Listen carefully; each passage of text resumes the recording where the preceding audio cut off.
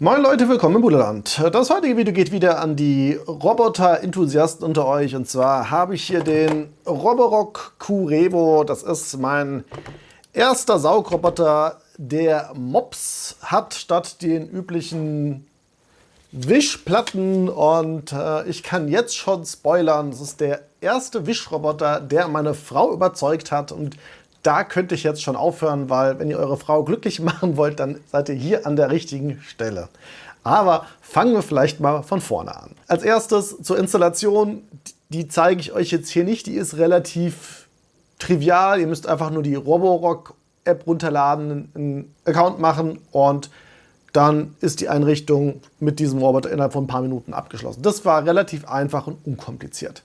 Vielleicht von der preislichen Einordnung, weil wir haben ja mittlerweile Roboter, die kosten 300 € oder 1500 € und der Q-Revo, ich glaube, die UVP sind, glaube ich, 8,99 €, aber man bekommt den eigentlich jetzt mittlerweile seit einigen Monaten immer wieder zwischen 650 und 700 €. Das ist so die Preisklasse und ich habe mir den damals, ich glaube, für 666 oder irgendwas Euro bei Mediamarkt irgendwann mal bestellt gehabt. Das ist so die Preisklasse, über die wir hier reden. So, wie ihr schon gehört habt, das ist ein Saug- und Wischroboter und die Besonderheit ist, dass er halt hier so Mops hat, aber da kommen wir gleich nochmal drauf, wenn es um das Wischergebnis geht. Fangen wir erst mit dem einfachen Thema an, Saugen. Ja, der Roborock Q-Revo kann auch saugen, auch ohne zu wischen und das funktioniert eigentlich auch ganz zuverlässig. Der hat da 5.500 Pascal, also genug Saugkraft hat er. Was man natürlich dazu sagen muss, wenn man sich jetzt mal hier den Staubbehälter anschaut. Nur mal so als Beispiel, das ist der Staubbehälter. Das hier ist der Staubbehälter von meinem S7 Max V, der hier gerade nebenan ist, der hier im Keller rumfährt. Und da seht ihr schon, allein von der Größe her, dass der Staubbehälter da vergleichsweise klein ist. Ja, trotzdem kann ich sagen, also für meine 50, 60 Quadratmeter im Erdgeschoss, die er dann wischt und reinigt, reicht das vollkommen aus. Da gibt es überhaupt keine Probleme. Ne? Es gibt ja auch die Absaugstation und darüber läuft das dann auch. Ansonsten, ich habe vereinzelt ein paar Teppiche rumliegen, die saugt er auch. Das funktioniert auch alles ohne Probleme. Habe ich da jetzt irgendwas aufgefallen in Sachen Saugkraft? Nö. Also auch, obwohl das Ding hier nur eine Bürste an der Seite hat, fährt er trotzdem immer so durch die Wohnung, dass er quasi alles immer vom Rand reinkehrt und dann nimmt er da eigentlich alles ganz mit. Ansonsten in den Ecken hat er natürlich immer die üblichen Probleme, die Saugroboter haben.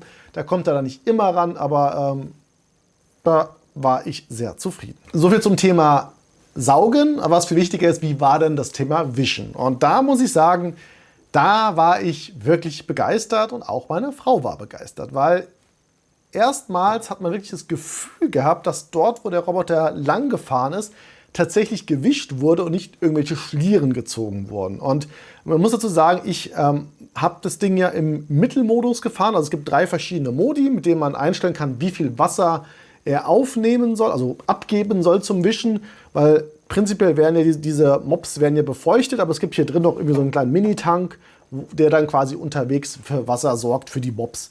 Und wie gesagt, ich habe den mittleren Modus, also gar nicht bei dem Modus mit ganz viel Wasser gehabt und trotzdem hat man ein schön ordentliches Wischergebnis gehabt. Zusätzlich muss ich dazu sagen, man kann auch noch einstellen, wann oder wie oft der Saugroboter dann immer zurückfahren soll, um die Mops sauber zu machen. Also das kann man entweder einstellen, dass er dann je nach Raum, den er abgeschlossen hat, dann sauber machen geht oder dass man das nach einem Zeitintervall steuern kann. Da kann man aktuell zwischen 10 und 25 Minuten einstellen. Wäre schön, wenn man das noch irgendwie mehr anpassen könnte. Aber bei mir war es zum Beispiel jetzt so, in meinem Erdgeschoss, da fährt er so rund 50 bis 55 Minuten rum.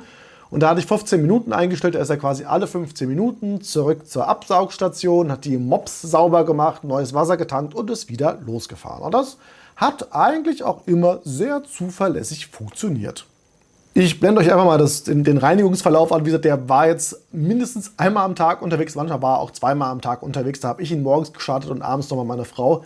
Also der war sehr fleißig unterwegs und er ist, ich sag's mal so, in 98% der Fällen ist er auch zurückgekommen. Aber da komme ich gleich noch drauf, wenn ich zum Thema Hinderniserkennung was sage. Vielleicht abschließend zu dem Thema Wischen. Der Curevo hat ja in seiner Absaugstation einen kleinen Beutel unten drin für den Behälter und oben hat er einen Frischwassertank mit 5 Liter und einen Schmutzwassertank mit 4,2 Liter. Und allein am Schmutzwassertank sieht man schon, dass der sehr viel Dreck eingesammelt hat. Und das ist immer so der Indikator dafür, das funktioniert wirklich. Und das ist dann halt nochmal ein Unterschied, als wenn man quasi so ein Wischpad hat und das dann quasi durch die ganze Wohnung zieht. Das kann ja nicht funktionieren, weil dann schleppt man einfach nur den Dreck durch die Gegend. Von der Menge des Wassers her, da muss ich sagen, also wie gesagt, 5 Liter Frischwasser haben wir hier. In unserem Testszenario hier musste ich ungefähr so alle 3 bis 4 Tage das Wasser nachfüllen. Also nur damit ihr mal wisst, so 50 Quadratmeter, 150 Quadratmeter, 200 Quadratmeter kann man mit einer so einer Tankfüllung bei mittlerer Modus durchaus reinigen. Ansonsten habe ich auch heute zum ersten Mal die Mops tatsächlich nochmal separat, sag ich mal, gereinigt oder ausgetauscht. Die kann man nämlich per Klettverschluss hier relativ einfach abziehen. Und wenn man Ersatzmops hat, dann schmeißt man die anderen einfach in die Wäsche, damit die mal grundgereinigt werden und macht die anderen Dinger drauf und dann geht's weiter. Also das ist relativ unkompliziert. Ihr bekommt da auch bei Amazon und Co. haufenweise günstige Alternativen. Ihr müsst nicht mal irgendwie die Originaldinger nehmen. Das funktioniert genauso gut.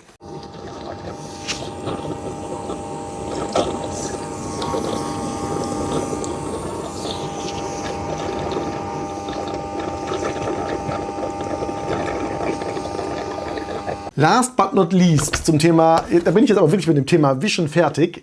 Der Curevo bzw. die Absaugstation hat ja auch noch so eine Trockenfunktion. Ne? Also die Mops werden nicht nur sauber gemacht, sondern die werden auch noch getrocknet. Das kann man auch in der App nochmal einstellen, dass der quasi dann nachtrocknet zwischen 2 und 4 Stunden. Da muss ich sagen, nach 2 Stunden sind die immer noch so leicht feucht. Das kann dazu führen, dass sie dann vielleicht irgendwann müffeln. Aber wenn man das Ding jeden Tag laufen lässt, ist das, glaube ich, relativ egal. Dann müssen die nicht komplett trocken sein. Was da, glaube ich, ganz relevant ist, das wird ja mit heißer Luft getrocknet, aber wartet da jetzt kein Föhn, was man auch beim Stromverbrauch sieht. Aber wenn das Ding nämlich quasi im Trockenmodus ist, dann wischt das Ding zuerst, so hört man dieses, wie dann quasi die Mops so ausgedrückt werden und dann so ein leichtes Surren im Hintergrund, wie dann quasi der Föhn da trocknet. Und das verbraucht bei mir so um die 90 Watt. Und ihr könnt euch ja ausrechnen, wenn das Ding jetzt 2 oder 4 Stunden läuft, das verbraucht halt trotzdem Strom, das sollte einem bewusst sein. Zum Thema Akkulaufzeit. Roborock gibt ja hier eine Akkulaufzeit von 180 Minuten an. Das habe ich bisher eigentlich nie gebraucht. Wie gesagt, bei meinem Erdgeschoss hier fährt er 50 bis 55 Minuten in der Regel. Und dann habe ich so zwischen 75 und 70% Akku übrig. Ne? Also so, ich sag mal, ein Drittel, ja, könnte hinhauen mit den 180 Minuten. Was ganz interessant ist, man kann auch prinzipiell einstellen, wann der Roborock aufladen soll. Das habe ich jetzt so hell gemacht, dadurch, dass ich jetzt Tippe habe und nachts der Strom besonders günstig ist, dann lädt das Ding dann einfach nachts zwischen 2 und 5 Uhr morgens. Ist ganz praktisch, kann man auch noch mal ein paar Cent sparen.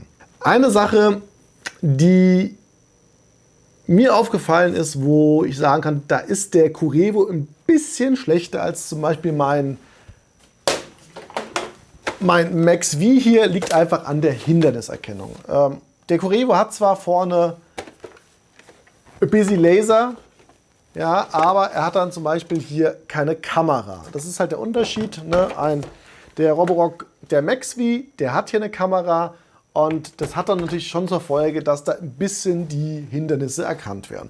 Prinzipiell sage ich immer, wenn ihr ein ordentliches Ergebnis haben wollt, solltet ihr das Gröbste weggeräumt haben, keine Kabel rumliegen haben und auch eure Sperrzonen für die kritischen Ecken eingerichtet habt, dann habt ihr auch am wenigsten Stress damit.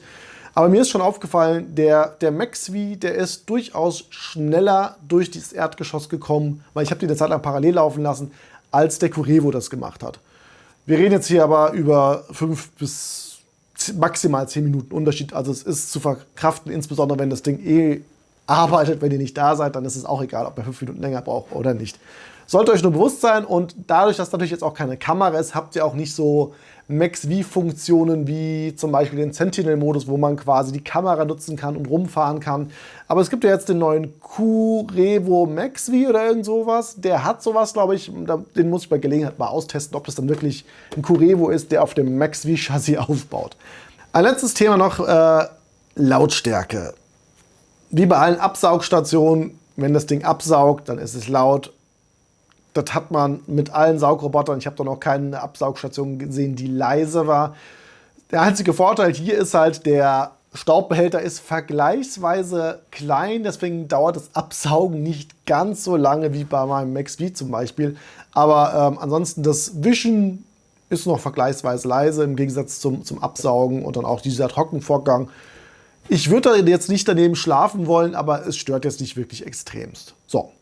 Damit bin ich jetzt auch schon fertig, und wie gesagt, um es nochmal zusammenzufassen, das ist der erste Roboter, der meine Frau glücklich gemacht hat. Und insofern bleibt er bei uns und wird auch weiter oben seine Runden drehen, und damit bin ich fertig. Falls ihr Fragen zum Q-Revo habt, gerne in die Kommentare, und danke, dass ihr bis jetzt dran geblieben seid. Euch noch einen schönen Tag. Macht's gut. Ciao, ciao.